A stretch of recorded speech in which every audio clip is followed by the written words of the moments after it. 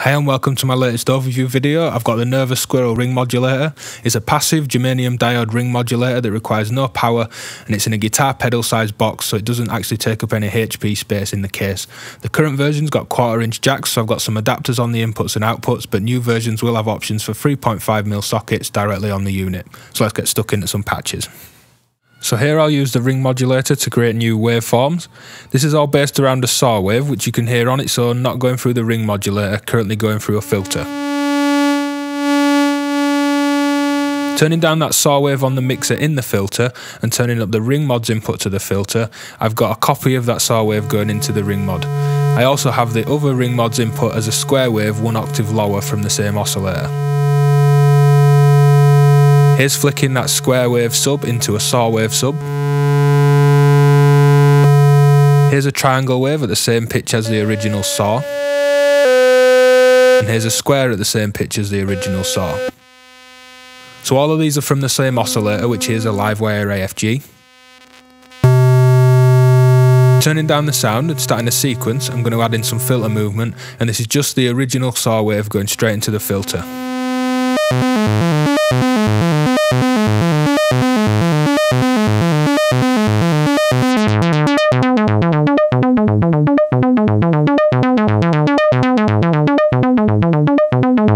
Turning that saw wave down, here's the ring mod's output as the only input to the filter.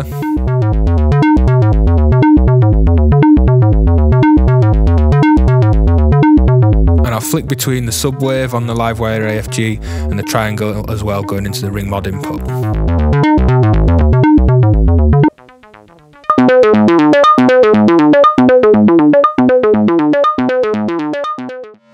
So here I'll look at using 2 oscillators to create some classic ring mod tones, and there's a nice bit of grit and drive on this ring mod already, as the input and carrier are both sine waves from 2 IntelliGel Dixie oscillators.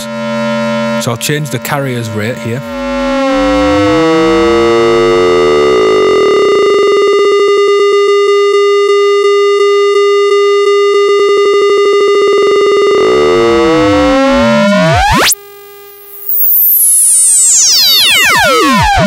And then I'll slow down the input sine wave rather than the carrier, and also turn that back up.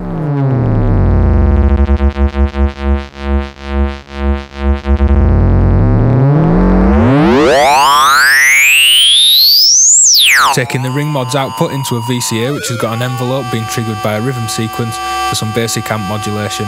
We'll play around and get the 2 sine wave rates to change to create some fairly classic ring mod tones.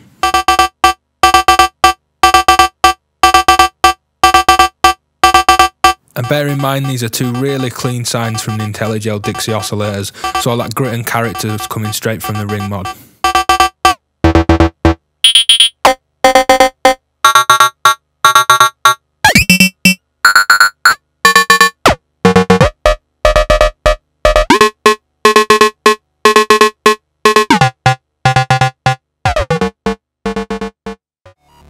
So here I'll look at showing the ring modulator as a VCA, which works great because 1, it's passive, and 2, it requires no HP in the case. I've got a sequencer running, affecting the sync between 2 oscillators syncing in this patch, and I've got an envelope going into the ring modulator.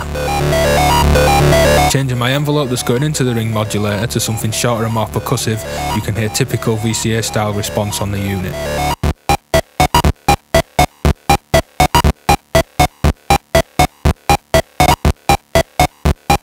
And it will react and respond to really fast clicks and pops.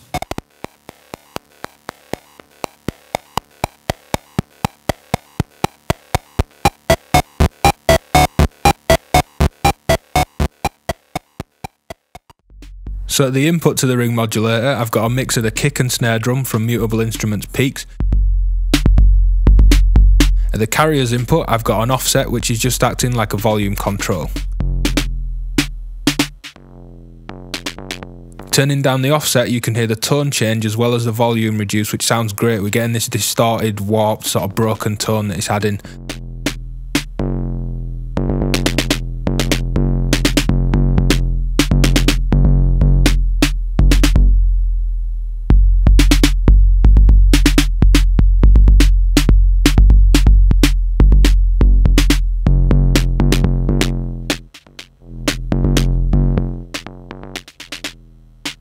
Taking out the offset, I'm going to use an audio rate triangle wave and we get some nice fat ring mod tones against the drum hits.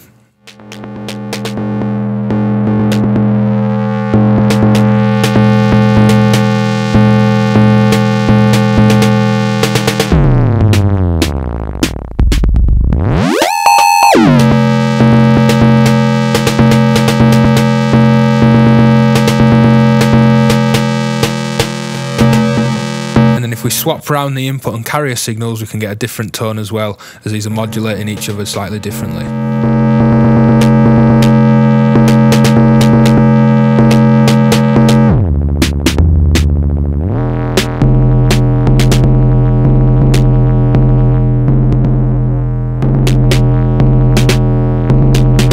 So to sum up, the Nervous Squirrel ring modulator is a passive germanium diode ring modulator. It requires no power as it's passive, and most importantly for me in the modular context, is requiring no HP and no space in your case.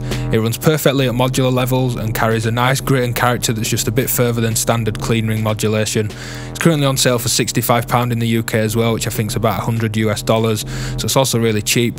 New versions will have options for 3.5mm sockets or 1/4" jacks, or as I've got here, you can just use adapters if you get a current version. Head to nervoussquirrel.com to check out some audio demos using 808s and 303s, as well as some classic Dalek voice sounds, and hit subscribe and like for more videos coming every week.